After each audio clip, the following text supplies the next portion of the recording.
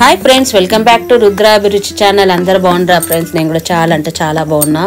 చాలా రోజుల తర్వాత టైం లేదు ఫ్రెండ్స్, ఒక వీడియో చేసిన. ఎన్ని రోజుల నుండో రాగి సంకటి చెయ్యాలని అనుకుంటున్నా ఇయర్లు అయిపోయినాయి.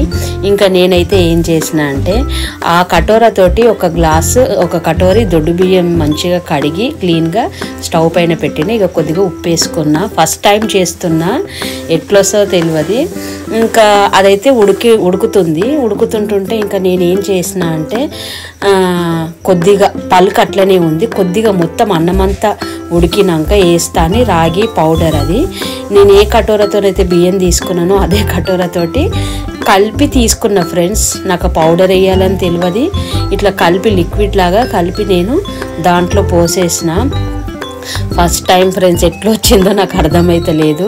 మళ్ళీ నేను కొద్దిగా పౌడర్ కూడా వేసిన, తగ్గితే కొద్దిగా లిక్విడ్ లాగా తగ్గితే కొద్దిగా పౌడర్ కూడా కలిపిన. కానీ నాకు ఫస్ట్ టైం కదా, ఏదైనా ఫస్ట్ టైం రాదు మనకి. ఒక 2 టైమ్స్ చేస్తే మన చేతి అనేది కొద్దిగా ఫాస్ట్ అయిపోతే క్లియర్ అవుతుంది అట్లా. ఇక నాకు తెలిసిన మట్టుకైతే రైస్ ఎక్కువ అయింది. మీరు చెప్పండి ఫ్రెండ్స్, ఏం ఎక్కువ అయిందో ఈ రాగి సంకట్లా. నేనైతే స్టార్ట్ చేసిన ఇంకా తిందామని. కొన్ని ఏండ్ల నుండి అనుకుంటున్న ముహూర్తం అయితే రాలేదు, ఇప్పుడు వచ్చింది. ఇంకా చేసిన. టేస్ట్ పరంగానైతే చాలా బాగా అయింది.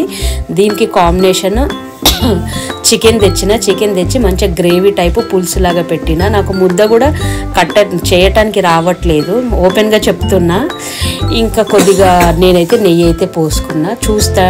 ట్రై అయితే చేస్తాను. అంత అన్నం ఉడికింది, అంత బాగుంది, కానీ నాకైతే రైస్ ఎక్కువ అయింది అన్నట్టు అనిపిస్తుంది. ఇంకా చికెన్ గ్రేవీ అయితే సూపర్ ఉంది. నాకు చాలా ఇష్టము, మా ఇంట్లో కూడా చాలా ఇష్టం. పిల్లలు కొన్ని ఏళ్ళు అడుగుతుండ్రు. ఇవాళ చేసిన కొద్దిగా నేను బీరకాయ టమాటా పచ్చడి, రోటి పచ్చడి కూడా నూరిన. బాయిల్డ్ ఎగ్ ఇంకా సూపర్ ఉంది. టేస్ట్ పరంగా సూపర్ ఉంది. ప్లీజ్ అండి, నచ్చితే లైక్ చేసి సబ్స్క్రైబ్ చేయండి. మా హస్బెండ్కి పెట్టిన, ఇంకా ఆయన కూడా బాగుంది అన్నాడు. ఇంకా నెక్స్ట్ టైం ఏం చేస్తా, కొద్దిగా రైస్ తక్కువ చేస్తా. Okay, bye friends.